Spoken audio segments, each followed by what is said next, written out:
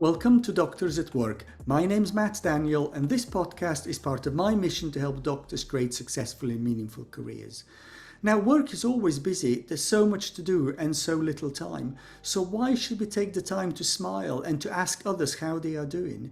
In this episode, Tom Wright tells me that smiling and socialization need not take much time. It can be as simple as a nod with a welcoming face. In fact, aiming for small changes may be better than trying to organize a big event, because it'll be difficult to get everybody to take an hour's lunch break together. The action of smiling is likely to not only make others feel better, it's likely to put you in a better mood as well.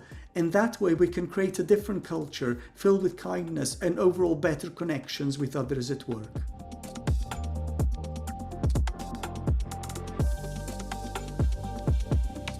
Welcome, Tom. Tell me a little bit about yourself. Hi, Matt. It's lovely to be here today. I'm Tom. I am a GP working in Canada, in British Columbia, and we were just chatting about Kelowna because you've been here before. So Kelowna is about 5 hours east of Vancouver, and it's a really beautiful part of the world, and there's lots of lakes here and loads of stuff. If you're an outdoorsy kind of person, you can ski in the winter. And I moved here with my husband in 2020.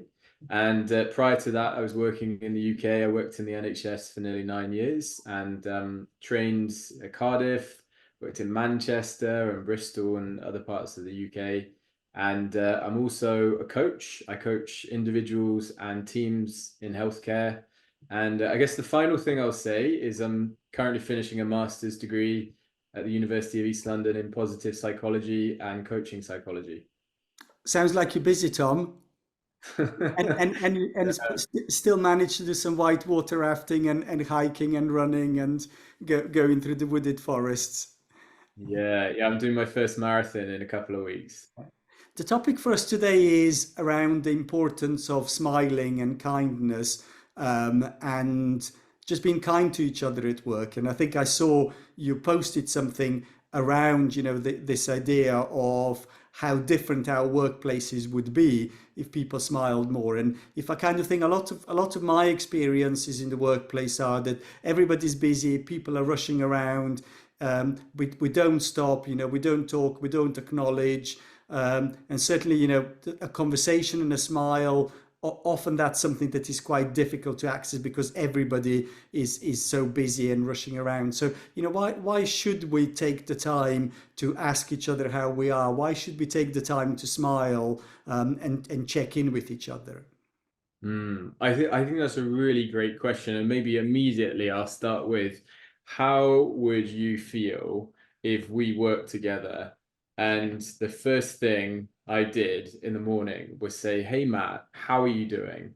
And I had a massive smile on my face. How would that make you feel?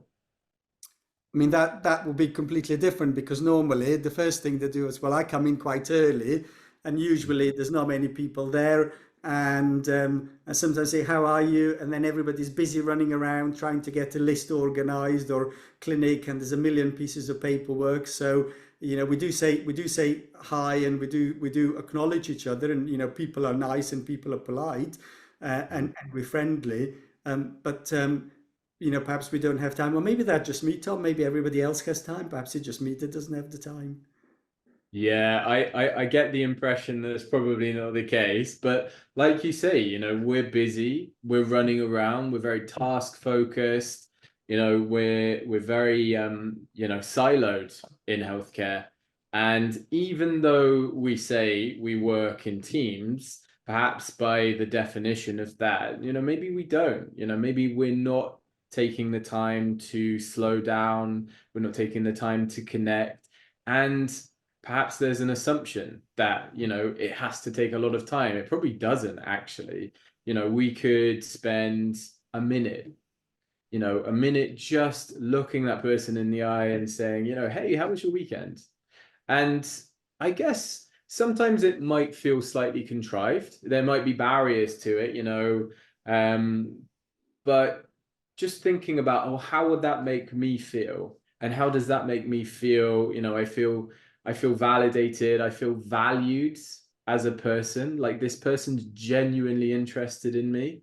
So I think there's a real benefit and a payoff and value to doing that with another human being. Mhm, mhm. And I'm wondering why don't we do it? Because the way that you phrase it, of course, it makes perfect sense, and you think it would be lovely if we had the time. But maybe there's my assumption there that it takes time. So perhaps let's start there. So I'm making an assumption that this is stuff that takes time, and you said that it need not take a lot of time. Mm-hmm.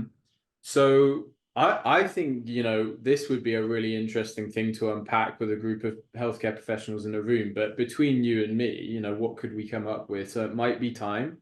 It might be that you're just thinking, I've got so many things to do this morning. You're talking about, as a surgeon, you've got your list. I've got to tick off all of these things. I don't really have time for pleasantries and, niceties with this person. It might also be, perception of risk. I might extend myself and say, hey, how are you doing? And I'm worried that I won't get a very good response back from you. So maybe there's an assumption on my part. So there's probably a couple of things playing out behind the scenes.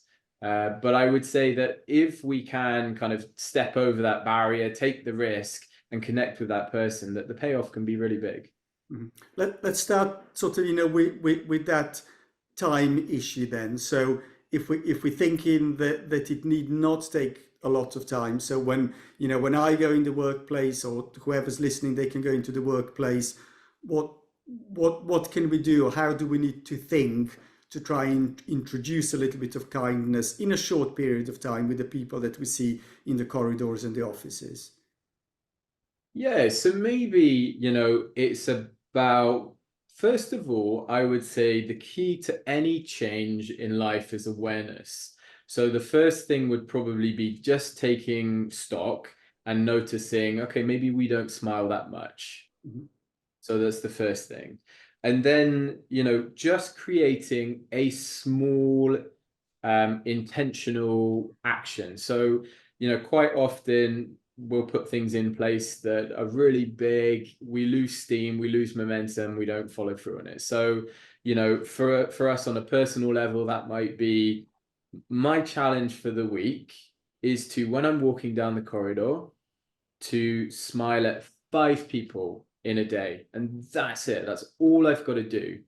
And at first it might feel like, oh, this is silly. What am I doing? Why am I doing this?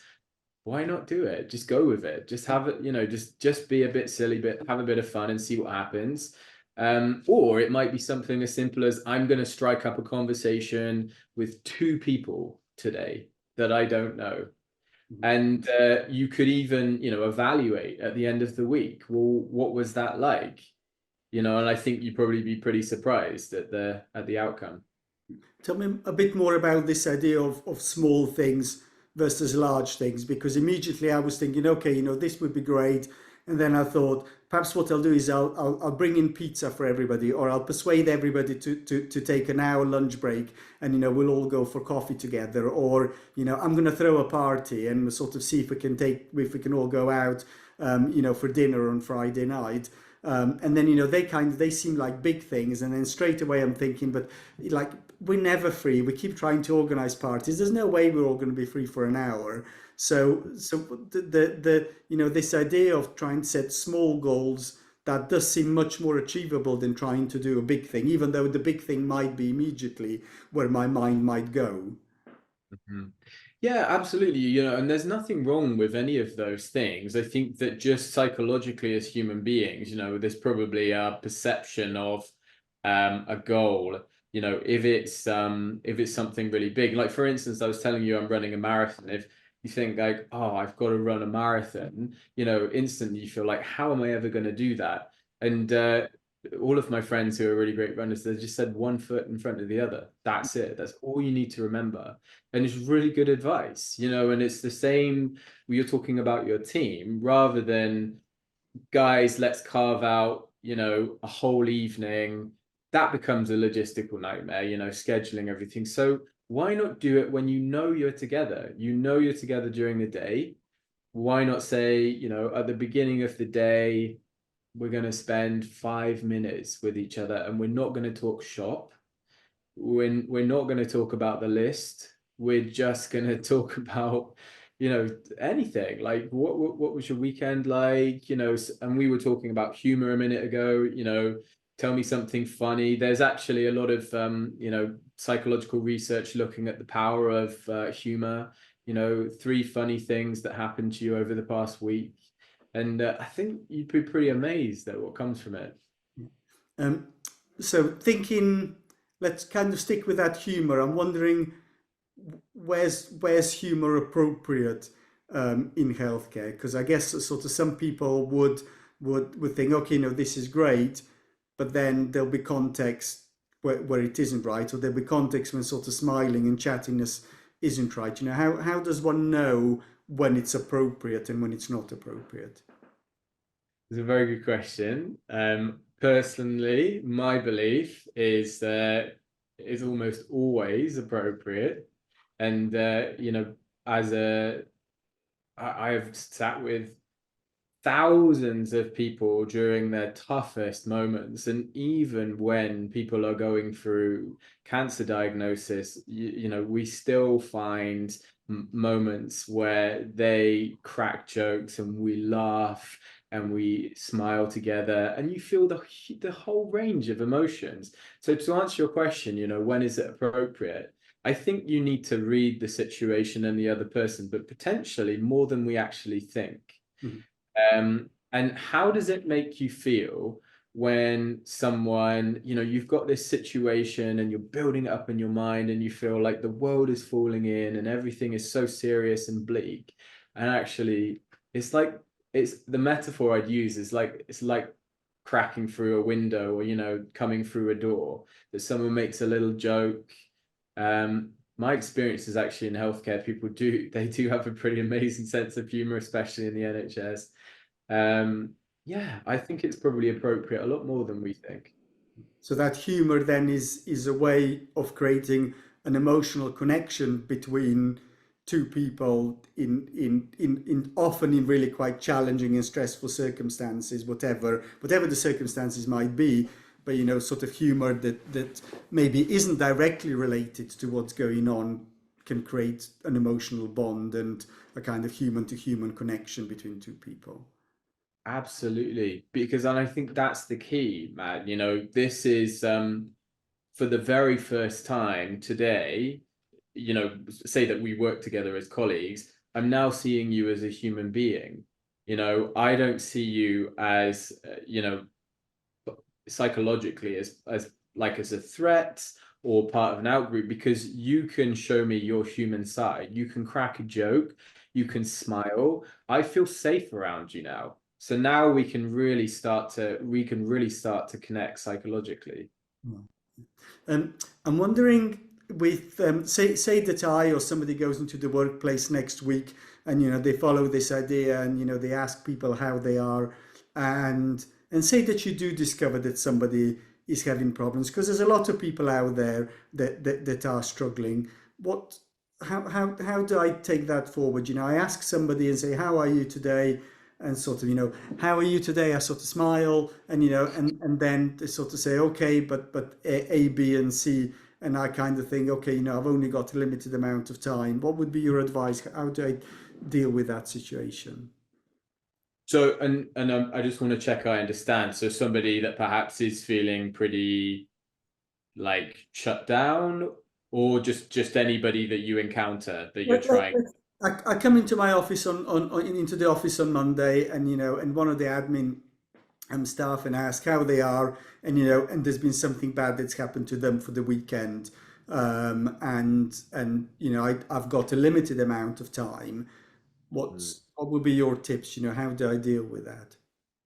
Yeah, that's a great question. And I think, really importantly, if something bad has happened to that person, then it's really important to acknowledge that, to hold space for that, to validate their emotions and ask them how they're feeling. And if you sense that, there might be space um yeah, and I don't think that it would be inappropriate. You can't speak for everybody, but it wouldn't be inappropriate to smile. It really depends, I guess, on what has happened and what was the bad thing that happened. But people just want to feel safe. They want to feel, that they can connect with that other person. So I think as long as you are, I think one of the biggest things is being in tune with one another's body language.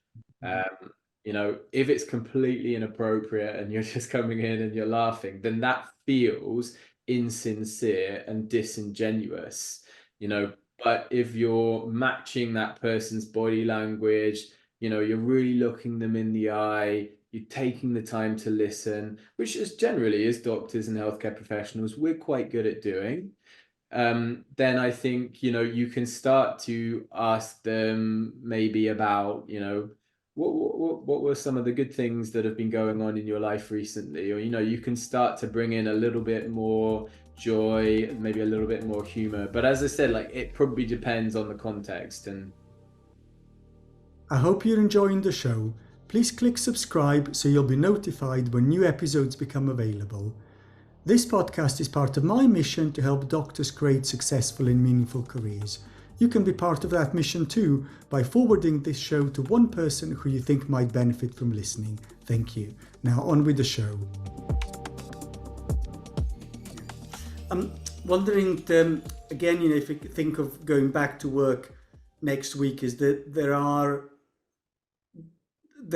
people, sort of certainly in the UK and I suspect elsewhere, that have difficult times at work for whatever reason, and people may not be very happy at work, and it feels like a downward spiral that people are not happy at work, therefore they don't smile and socialize, and then work's even more miserable, and they're even more miserable, and then sort of they smile and socialize even less. And what you've sort of outlined, it kind of feels it's like a reversal of that, is that okay, work is what it is, and all of us work in systems that are often under-resourced and with an ever-increasing amount of demand, and that's not going to change anytime soon. And it feels like that if we did spend more time checking in with each other and looking out for each other, and doing those very sort of quick things, sort of saying hello and being pleasant and smiling, it almost feels like that might create a virtuous spiral rather than a vicious spiral. yes, yeah, absolutely. And as you say that, Matt, I'm thinking, if we want things to be different, we have to be different. We have to act differently. We've got this culture in healthcare around the world where I think people are feeling, pretty downtrodden, burnt out, low. And sometimes, in cognitive behavioral therapy, they talk about what we think and what we do affects how we feel. Sometimes we can't change our thought patterns. It's very challenging to do. And actually, it's much, I wouldn't say easier, but sometimes it can be easier to do something, and sometimes it feels really alien. Like we're talking about smiling when maybe you don't feel like smiling. So there's a little bit of a hurdle or a hump to get over initially. But if, we as healthcare professionals, as teams, can create some small moments, some space, on a consistent basis throughout the day, throughout the week, throughout the months, maybe we'll start to notice that actually we feel a little bit different. And it might feel, a bit funny at first, but then after that, you build momentum. And I do think it is infectious, because you were talking about this virtual spiral as well. There's a psychologist in the States, Barbara Fredrickson, and she talks about something called the broaden and build theory of positive emotion. So, when we're feeling positive emotions like joy and gratitude and zest and things like that, that actually, she says, it increases our thought action repertoire, which means that as we feel that positive emotion, we're able to think differently, we think more expansively, we do more. So yeah, to your point, that virtual spiral is really important. Tell me a bit more about the relationship between actions, because we talked about smiling as an action, and then we talked about how maybe I feel happy or maybe I don't feel happy. I feel like I want to smile or maybe I don't. Or certainly if somebody smiles at me, I'll probably feel better, but I might not feel like smiling. And then we talked also about thoughts that I'm busy, I've got so much to do, what if they want to offload their life story to me? So we got kind of, we got the thoughts and we got the feelings and we got the action of smiling. Can you tell me a bit more about the relationship between the three things? Yeah, absolutely. So, I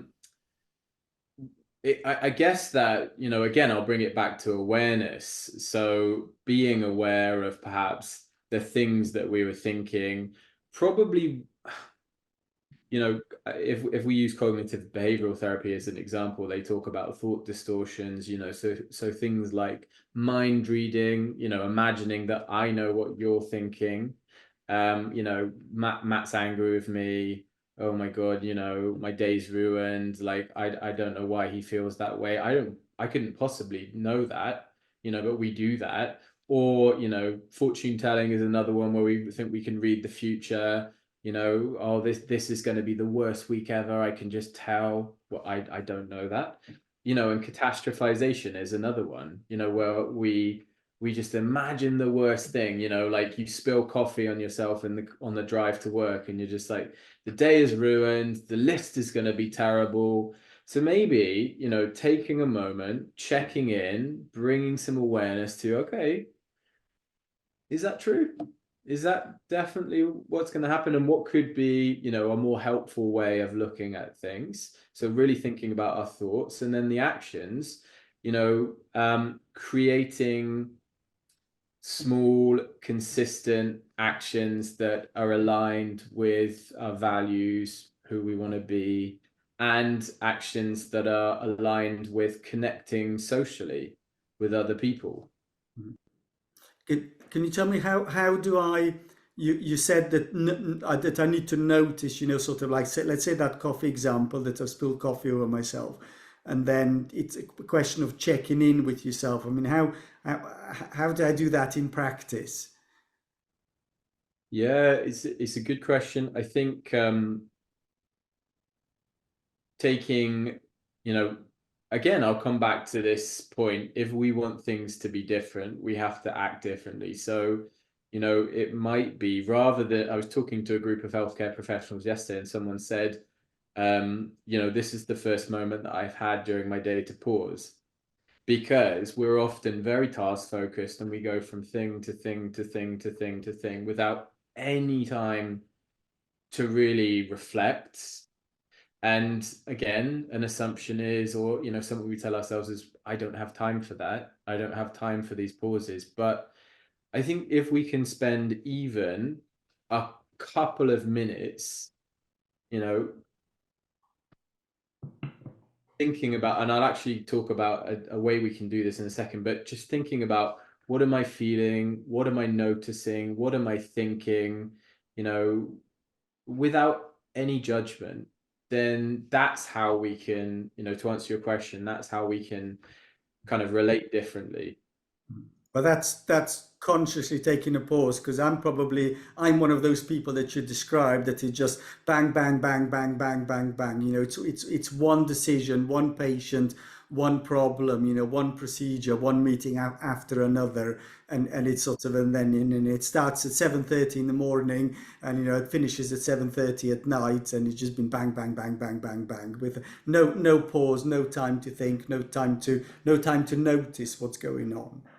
Mm, And I would say to that, Matt, there's nothing wrong with that. Of course there isn't, but how do you expect anything to be different if you won't act differently? You can do that for the rest of your career, but we, at some point, if we want to feel differently in work, if we want to connect differently with our colleagues, if we want the culture and the environment and the situation to be different, we will have to, as individuals and collectively, do something different. Yeah, that sounds a really maybe a key insight, because for anybody that's kind of listening, thinking, oh well, this is all very well, but why should I bother? why should I bother pausing, or why should I bother asking my colleagues how they are? It's that if we want to keep status quo, then well, that's fine, don't. But if we want to make healthcare kinder, if we want to have better relationship with each other, then something needs to change. And actually, taking pause every now and then and smiling at a few people and asking them how they are, that doesn't sound particularly challenging to do, does it? No, Yeah. absolutely. And, it doesn't have to be, I mean, sometimes we feel like it has to be a trust-wide thing or a hospital-wide thing. It doesn't. It could just be your team. It could just be like a group of 10 people. Maybe you have a morning huddle, pre like theatre. You could make it part of your huddle to spend 2 minutes, and people might be like, "Oh my God," roll their eyes, but you could make a joke of it as well. I'm wondering how do let's say how does a trainee bring this in? Sort of, let's say that it's my theatre list on Tuesday and I'm miserable for whatever reason, and then the team, but the team around me might sort of say, okay, they want to introduce some humor, and they might want to introduce some smiling, but the boss is miserable. So what would be your tips for a trainee to introduce that to a boss who might be? I'm not always miserable, by the way, but sometimes I am. But how does a trainee introduce this to somebody who's perhaps not aligned in the same way? And that's fine if you're miserable. We're all miserable sometimes, but I would say, for the trainees, what springs to mind is actually maybe giving them, this could be um, something that they could drive. Maybe they're the one that would make them feel more included. It would make them feel more autonomous. So Ryan and DC, who are two psychologists, they talked about this thing called self-determination theory. So it's a theory of motivation. And we have three basic psychological needs, which are autonomy, competence, and relatedness. So, you could really support your trainees by giving them this and saying, okay, this is something a little bit fun and lighthearted. And what I want you to do, and I give you permission, is over the next week or the next month, I want you to drive this, that we all get together and we spend like a couple of minutes, and one person each morning has to tell a joke. And I would love to hear how that goes, because I think it would be really funny. Or, like, one person has to share three humorous things that happened to them over the past week, and the trainee can drive that process. And I bet the social connection would be really powerful. Oh, I like that. So I now know that the next person that rotates into the firm, I can tell them that it is their role every Tuesday. Sort of, they have to tell one humorous anecdote. So yeah, so I shall tell my trainee that's the new role, to bring a little bit of humor into the theatre team. And certainly, I think a lot of people would be up and interested in that, because I think people will recognize that it's difficult, because I think naturally, I don't know about sort of your teams, but certainly a lot of what I experience is we often focus on the negatives, we focus on the stressful things. I mean, is that sort of normal, or is that just where I work, or is that how humans are wired? Uh, Humans are wired that way because we are constantly scanning our environment for threat and danger. Because, from an evolutionary perspective, those who picked up danger sooner would be the ones to survive and pass on their genes. So I think we are constantly doing that, and our neurophysiology has not changed. There's this concept, Stephen Porges talks about polyvagal theory, and this concept of neuroception, that our body is scanning the environment, and things that don't even come to the level of our consciousness, our body is picking up on. So that might be, yeah, body language. I'm looking at you, and I'm scanning you and thinking, okay, is this person safe or not? And just to add another thing, Matthew Lieberman is a social psychologist who said that we are wired to connect. Human beings are so successful as a species because of their ability to form groups. And so when we perceive that, I'm not safe in this group setting, it feels like it's life threatening because I might be ejected from this group. So if we can bring that connection back into the workplace, make people feel like they are welcome with these tiny little things, socially, we'll feel that safety. Mhm. So we're wired to look out for danger, and to focus on the negative, and that kind of explains why a lot of us spend so much time worrying and focused on the problems and the complications, and the one complaint out of 1,000 patients that we've seen, because that's naturally where we go. But then if we kind of bring that back round to this idea of smiling and asking people how we are, that's a kind of, in some way, our superpower that helps bring us all together and create that connection that does then create that virtuous upward spiral that we talked about, where we're kind, we smile, we ask how we are, and that means that we feel better, and also then you said then we think differently, and then we act differently even more, and then sort of that kind of creates a way where over time things change rather than stuff just staying exactly the same, which for many people isn't particularly a pleasant experience at the moment. Mhm.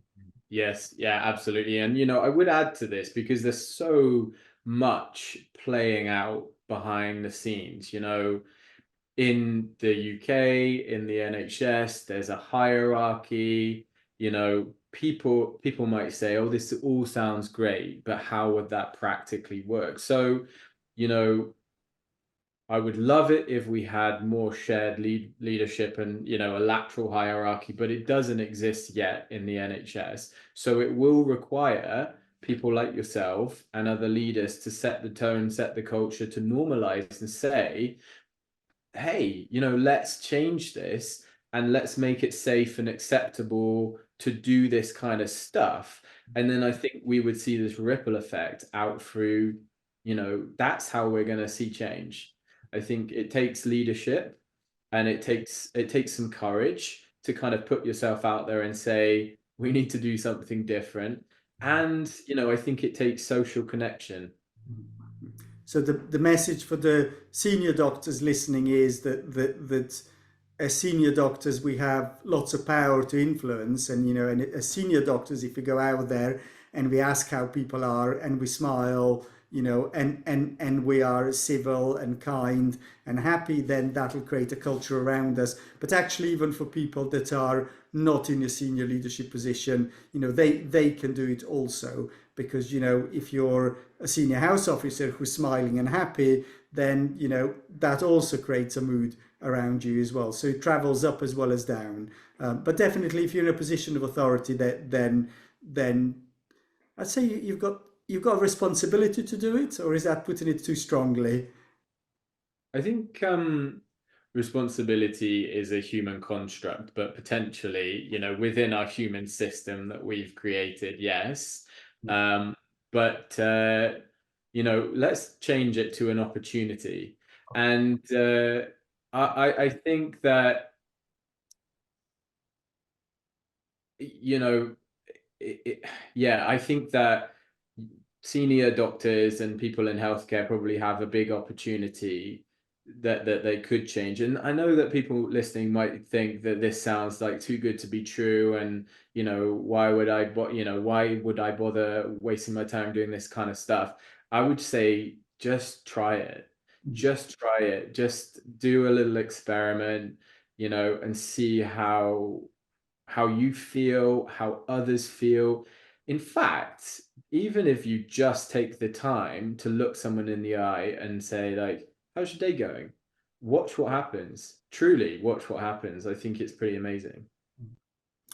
If I could bring us to a close, Tom, and maybe I could ask you to summarize, what would be your top tips for doctors at work? Don't underestimate the power of small things. Uh, crack more jokes. I think smile more. And I think it starts with us. So, I think that if we want something to change, then start modeling it ourselves. And I'll probably leave it there. Wonderful. Thank you very much, Tom. Thanks, Matt.